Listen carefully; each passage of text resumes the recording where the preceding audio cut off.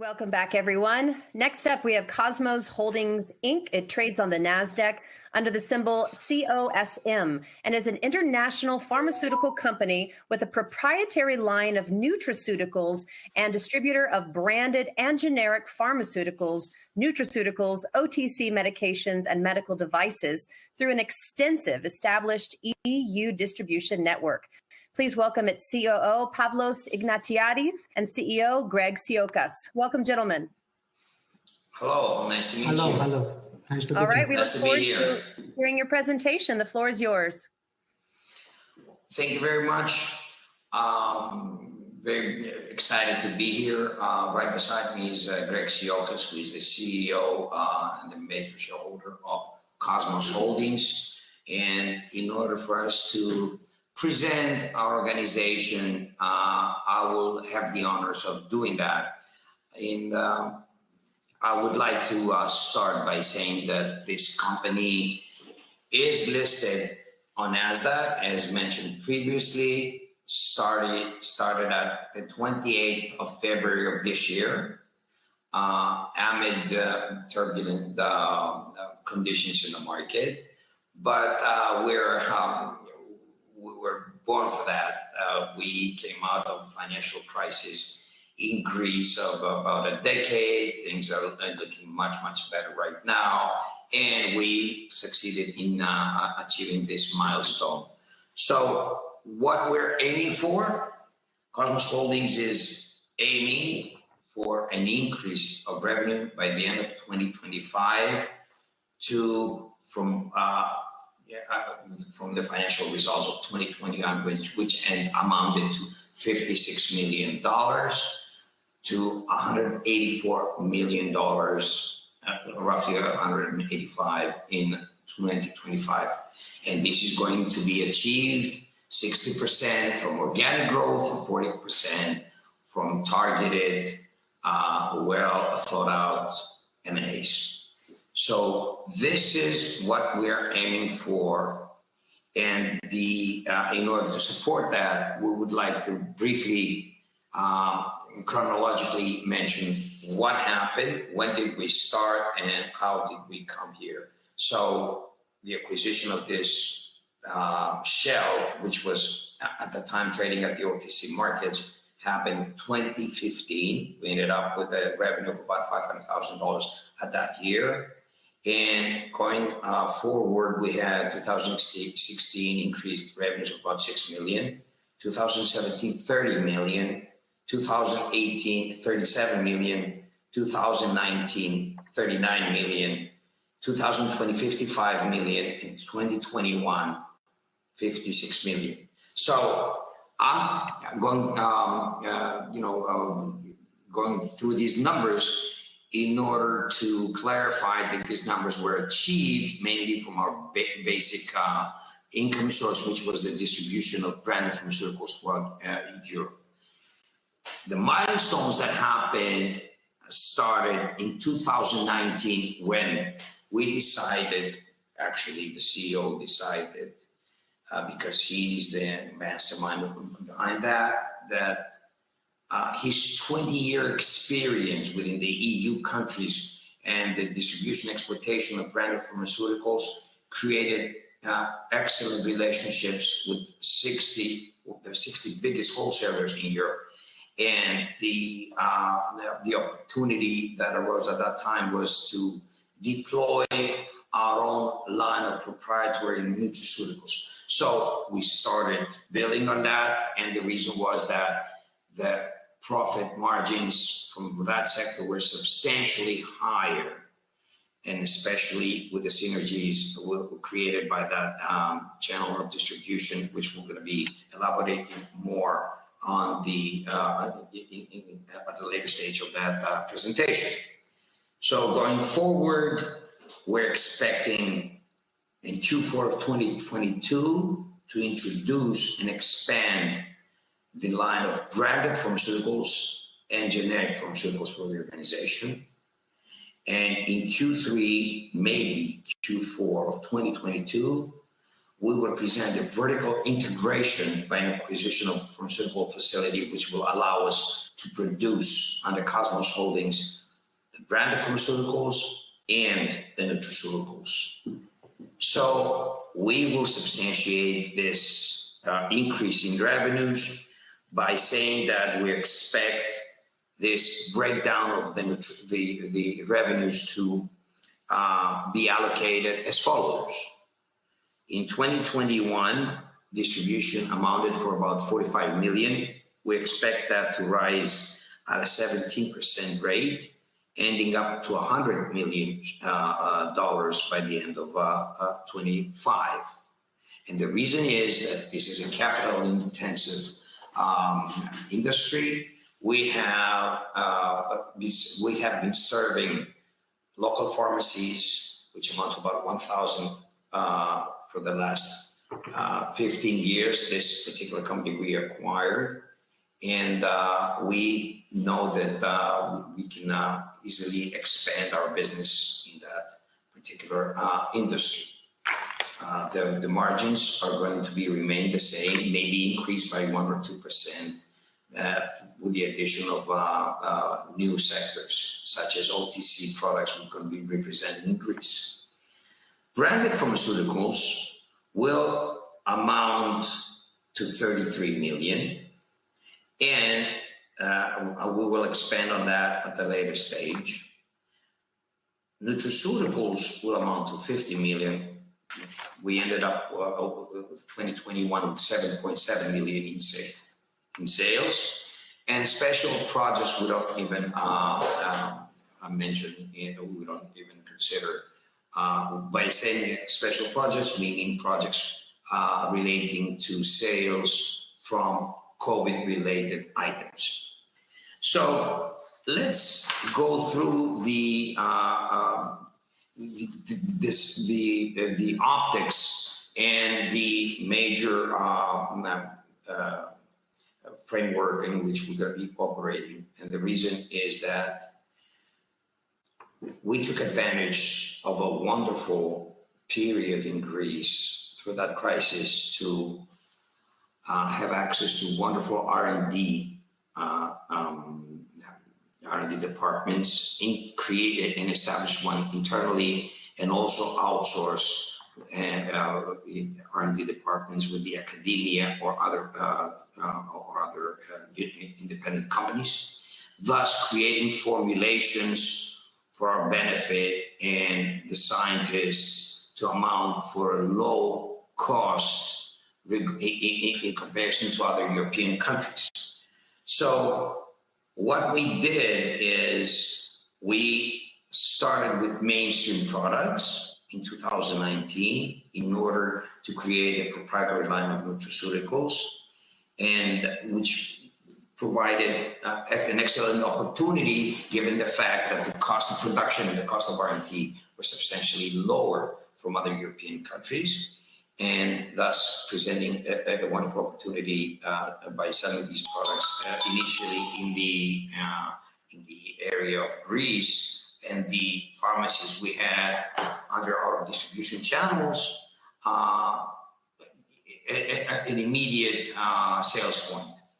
So going forward, we have right now about 85 SKUs, which are allocated as follows.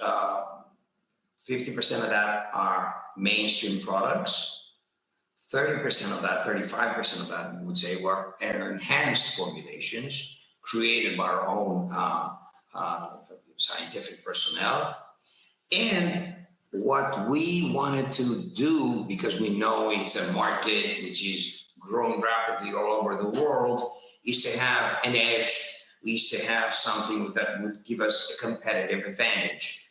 So this year, we produced our first SKU, which is based, it's called Mediterranean. It's a category of products that mainly consist of Mediterranean ingredients, and these Mediterranean ingredients aim at wellness and longevity. Everybody that's familiar with the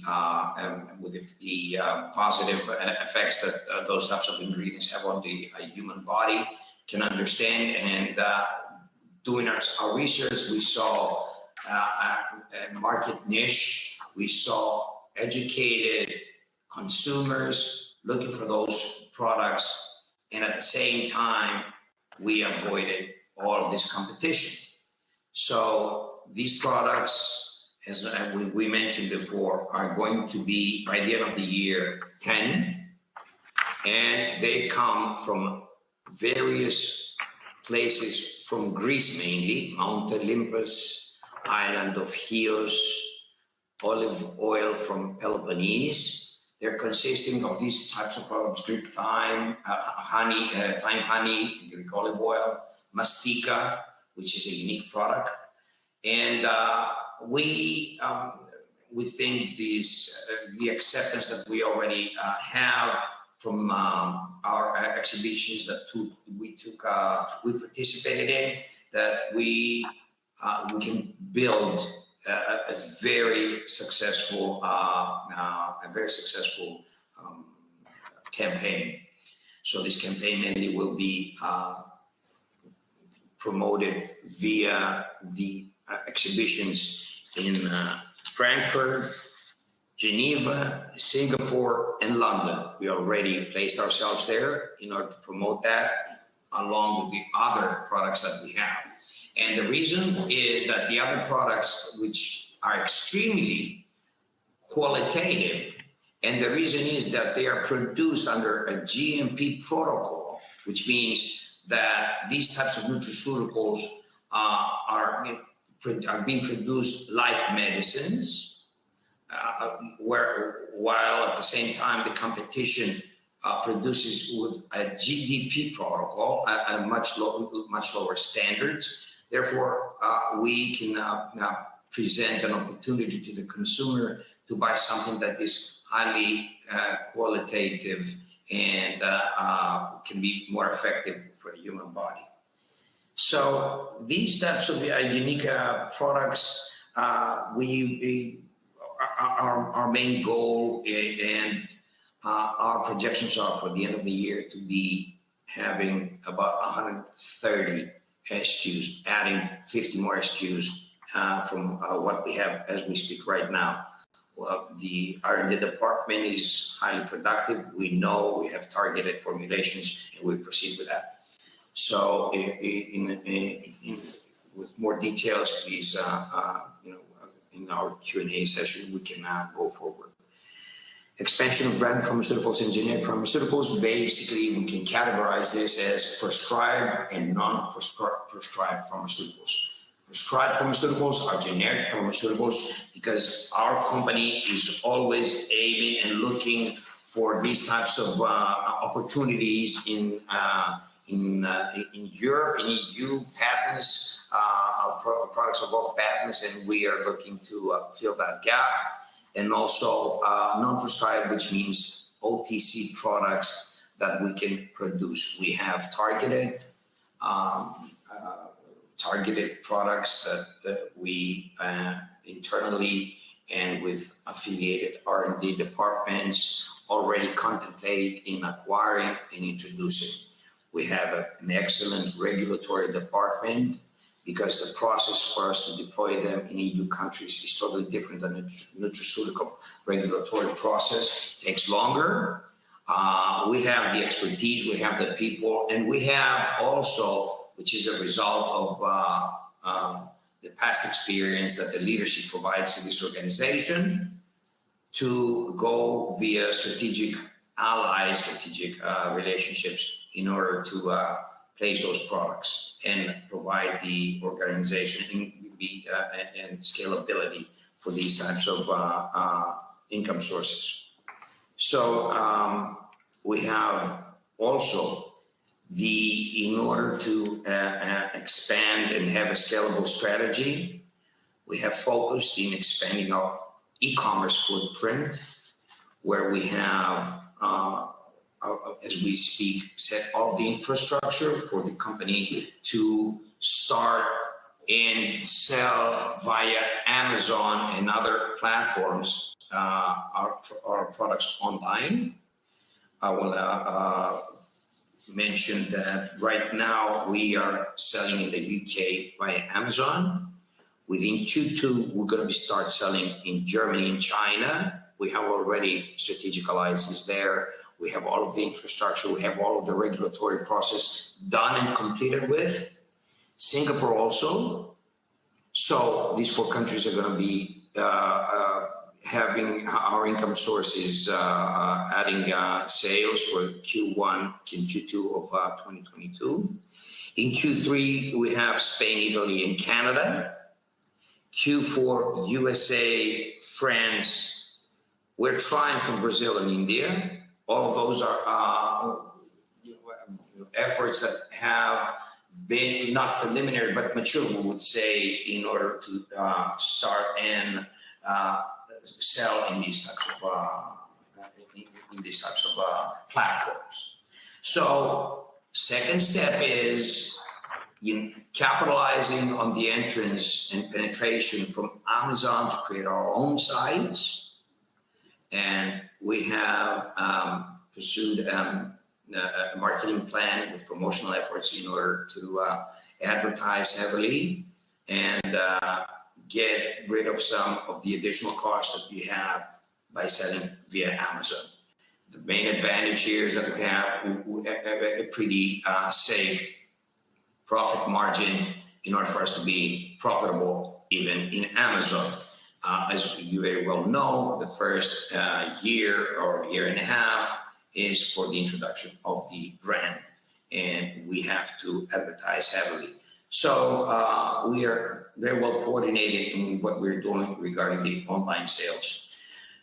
Having said that, strategically, we are aiming also for the brick and mortar type of sales by having mature talks and in some cases like Holland & Barrett, which is the biggest retailer in Europe, amounting to $1.6 billion in sales from nutraceuticals. We started selling in Cyprus, and we had tremendous acceptance. Having said that, all of our products have been registered from the mother company in London, and by the end of Q2, we're going to be finalizing our talks for us to be adding other countries that Holland & Barrett is currently operating on. So this is going to be a milestone for the organization. We are also talking with another retailer as we speak, but it's preliminary. We wouldn't like to elaborate at this stage. So as we said that, why, I mean, these strategic alliances will give us the organic growth. The other part that presents tremendous interest are targeted companies we are currently contemplating in acquiring from our position in order to complete this financial plan that we have regarding revenues. So right now we have mature talks with a production facility in order to produce ourselves and acquire this company. This is going to fill the vertical integration part of our strategy.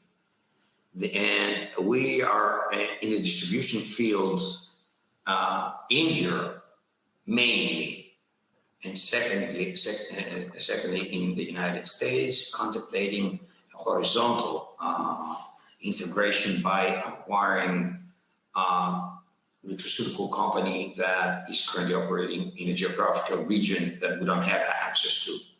So we, for the first part, are in mature talks. For the second part, we believe we'll be completing these discussions by the end of 2022 and early Q1 of 2023.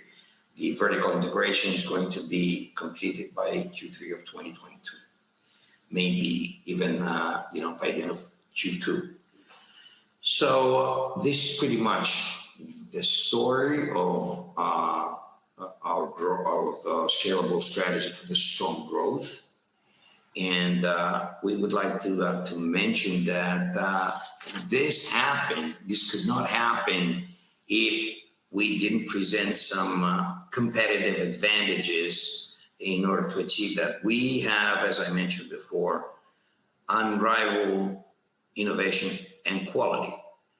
And we have the assets while remaining nimble to be in a dynamic global industry. We have outstanding in-house R&D.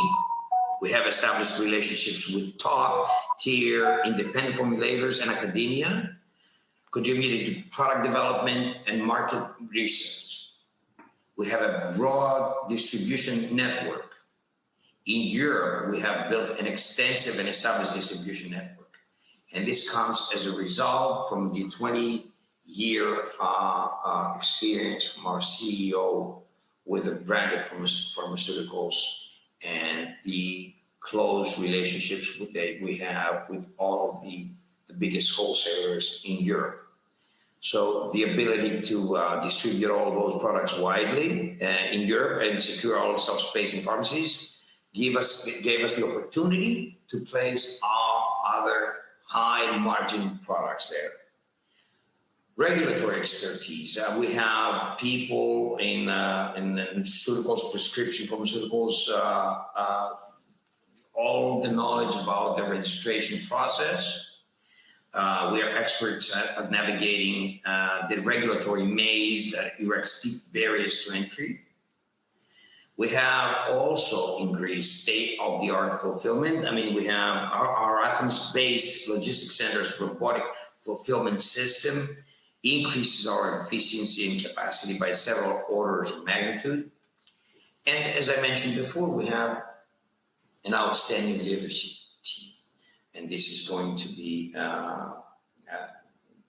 as we go forward, adding some new members from Central Europe, which will be giving us the opportunity to rapidly expand our operations. So we, this way, try to